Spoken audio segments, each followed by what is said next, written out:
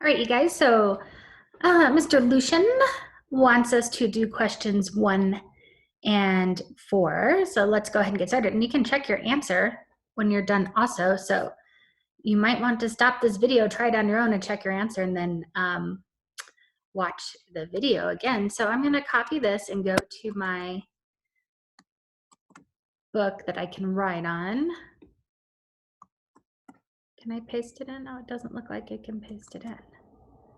All right, so we'll just take the important numbers. So a ball is thrown straight up into the air from the top of a 64-foot building. So even though we talked about this in the last video, even though it is thrown up in the air straight up, the graph is still going to look like a parabola. And it said, remember, we take out our numbers, 68-foot building, we're on top of it, so that's going to be the initial height. Initial, that's an L, height. And I think we were working in feet, weren't we? Remember, which is going to make a difference in the equation we use, although I think it gave us the equation it wanted us to use. What is the next number? An initial speed of 48 feet per second. So 48 feet per second is our initial velocity or initial speed. Why am I having trouble with the word initial? Okay, and can be modeled by the function. So it was 64-foot building. How many of you were yelling at me, you guys? 64-foot building, which is how they got 64 feet, which is how they got that equation. Watch, we'll show you. 64 feet is the initial height. So I'll just do H naught. Negative 16 t squared, and this is a function of t, right? Is that what they used, or did they use something else? Oh, they did use h of t. Height given time, that's how you, it's h of t, but you can say it is height given time if you want to know what it's actually like doing. Sometimes it helps to use the English words to help you understand more what's happening. This negative 16 is the speed of gravity in feet. So that's why we're using this. And it makes a parabola. And the negative, remember, reflects the parabola so that it points down. So when you're going up and coming down, you're going to have a negative parabola. Plus our speed, our initial speed, which is 48 feet per second. Okay, so that's why we have that t. That's what this means, 48 feet per second, because t stands for seconds, right? T is the number of seconds, and h is the number, I'm defining my variables, is the number of feet, okay? And then remember, this is negative 16 feet per second per second. That's how you say that. That's because it's second squared. You could say seconds squared. I just like to say per second per second. Plus our initial height, which was 64 feet. The initial height isn't a function of time. It's just where you start. What does it want to know? I forgot to read that part. How long will it take for the ball to hit the ground? So we're looking for t. And when the ball hits the ground, so even though it's going straight up and down, my graph is going to look, well, it'll look better than that, but you know what I mean. We're trying to figure out how many seconds we want to know this t value here, or our independent variable, until it is at 0 feet off the ground. So we're going to say, if our output is 0 feet off the ground, what do we have to put in for t? So we need to solve for t. So the first thing I'm going to do, and it looks like they created this in such a way that I can just factor out that negative 16. So I have t squared. Remember, I'm factoring out a negative, so that changes every sign. So instead of plus 48 t, we're going to do minus, and 16 can go into 48 3 times, I think. Minus 3t, And instead of plus 64, we're going to go minus 4. And those are all in parentheses. So I factored out that negative 16 because I'm hoping that I will be able to factor this. So instead of doing the entire x box, if this t squared doesn't have a coefficient, or it has a coefficient of 1, all I have to do is the x. I don't have to do the whole x box. I'm looking for two numbers that multiply together to give me -4, right? And let's see, let's make that green. So this is what I'm looking at. This -4 is what I'm putting here. Two numbers that multiply to be -4, or I'll use blue, add up to be -3. And that's what's going to go here. Okay, so -3, -4. If they multiply to be a negative, I know one's got to be a positive and one's got to be a negative. If they add up to be 3, I know that -3, I'm sorry, I know that the bigger number has to be negative. So what is that looking like? -4 and +1. -4 plus 1 is -3. -4 times +1 is -4. So now we can rewrite this in factored form. So the -16 just stays out there, it hangs out. But instead of that trinomial, I'm going to factor it, and I'm going to say t plus 1 and t minus 4. Now, here is a problem I see a lot of people doing. And so I'm going to highlight this in red because it is a problem I have seen in the past. They think that these numbers that they found are the solutions. They are not. They are just how we factored it. The solutions we still have to find by figuring out, I don't need to do that, figuring out here, what number can I make t so that if I add 1 to it, I get 0? Because I am trying to make this equation equal to 0 feet off the ground. Well, so my t sub 1, my first time, it looks like there's going to be 2 times this is going to happen. My t sub 1 is equal to -1, and my t sub 2 is equal to +4, because +4 minus 4 is going to give me 0 also. 2 answers. Only one of them is going to make sense in terms of this problem, and that is the positive answer.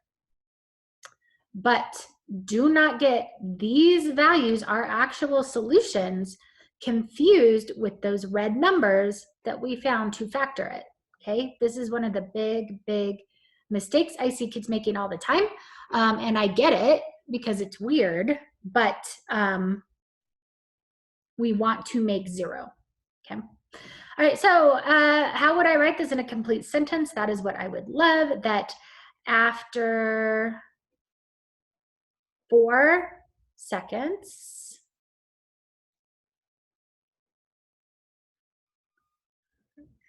the ball will hit the ground. Let's go check our answers. Okay, let's see. So I'm going to click on answer. T equals 4 seconds. I got it right. Let's see if they did it the same way.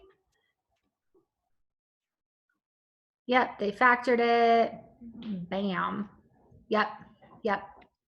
Good. So you probably don't even need to watch this, but I'm going to do the other one. And maybe I'll solve it a different way. Maybe I'll solve it using the quadratic equation so that you guys can have an example of the quadratic equation. So that was 1, 2, 3. Here is 4. Let's see. 4 is a little bit different because it wants us to solve for reaching a height of 112 feet. So I'm not going to go through all of this again. I'm going to take this equation here. I wonder if I can copy this. I tried this before. Remember, it didn't work. I'm going to take this equation, which is h of t is equal to negative 16t squared plus 64 plus 192. Negative 16t squared plus 64 t plus 192.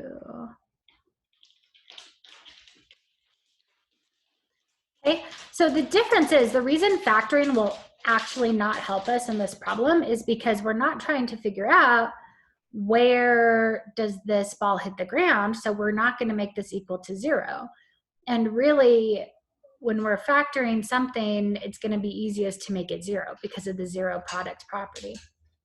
Okay, we want to know when is the ball 112 feet off the ground. So we want to solve it equal to 112. Okay, and actually what I might do is 112 divisible by negative 16. I may just factor negative 16 out of everything. Let me pull up the calculator. It's coming.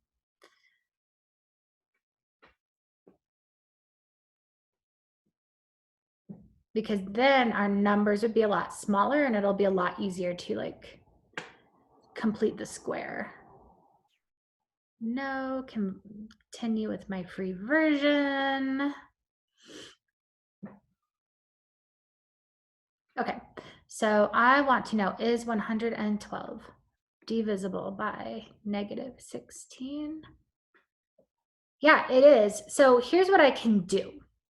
I'm going to rewrite this equation so you can see what I'm actually doing. Now, you can do anything to an equation as long as you do it to both sides of the equation. So I can factor out a negative 16, which is the same as dividing. So I'm going to divide both sides. And you can do this as long as you do it to every term, both sides by negative 16.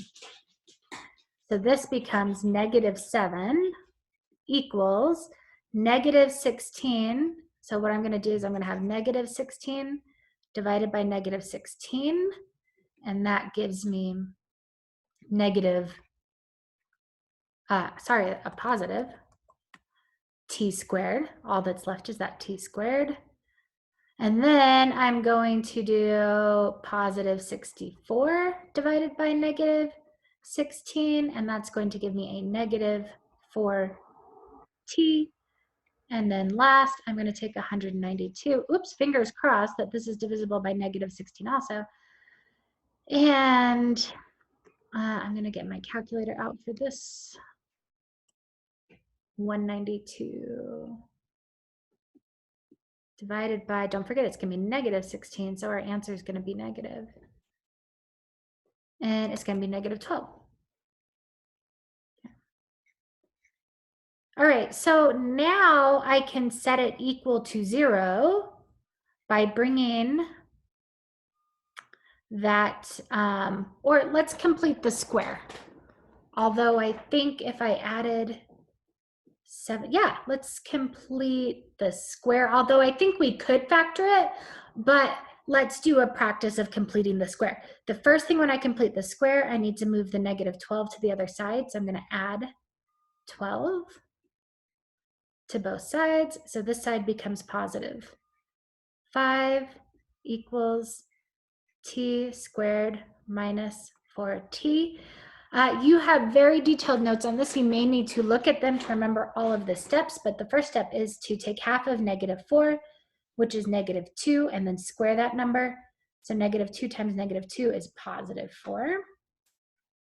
Okay, and you're going to add that positive 4, but what you do to one side, you also have to do to the other. So now I have 9 is equal to, and now I have created a perfect square. And that perfect square was, or is, t minus 2, it's that half of negative 4 squared.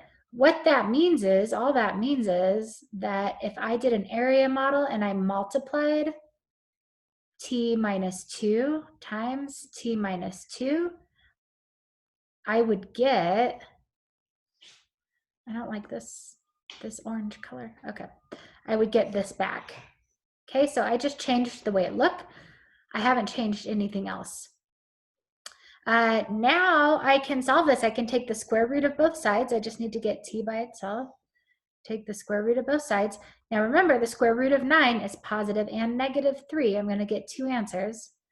Is equal to t minus 2. Then I just need to add 2 to both sides. So my first time is going to be equal to positive 3 plus 2. And my second time is going to be equal to negative 3 plus 2. So t sub 1 is positive 5, and t sub 2 is negative 1. So the only answer that makes sense in this question is that positive 5 seconds. So what would that look like in my graph? That would look like, and he starts 192 feet off the ground. Okay, that means after 5 seconds, let's put 5 seconds here, he has gone up and then come back down. Let's see. Let's draw this better.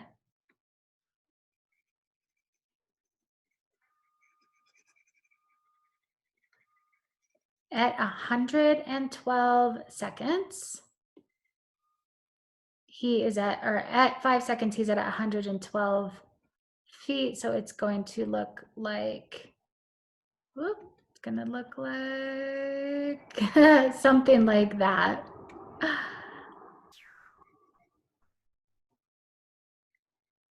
Okay, just a quick, you could also put this equation into your y equals. And what that would look like, so y1 is equal to, I just do negative 16. X will just, it comes up as x instead of t. That's okay, squared plus 64x plus 192. Now, zoom 6 is not going to work because it is not going to stay from negative 10 to positive 10 on both axes.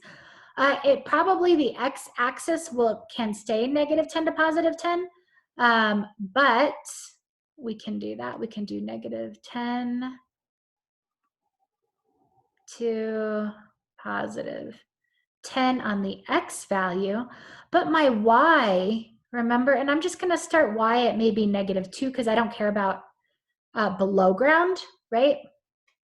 But my maximum, remember, it's got to go above 192 because it started at 192 and it's going to get bigger.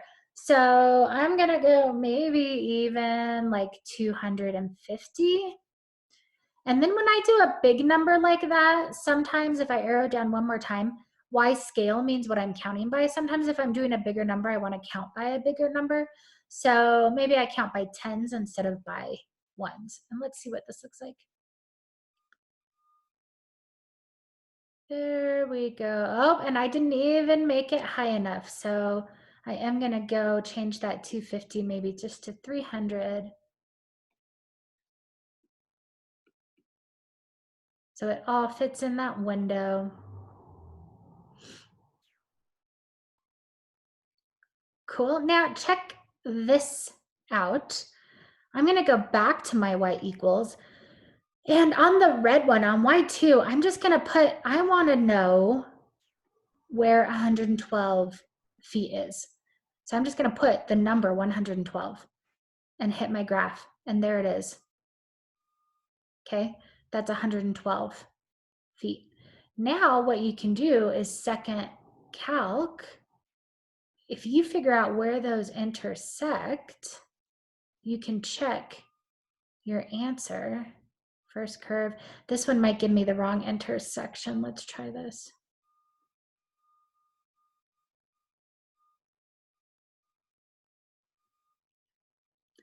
Remember, my little guy has got to be closer. There it was. When y is 112, or when our height is 112 feet, that value of time is 5 seconds. All right, you guys, it's been real. I hope everyone is doing well, and I look forward to hearing from you tomorrow during office hours.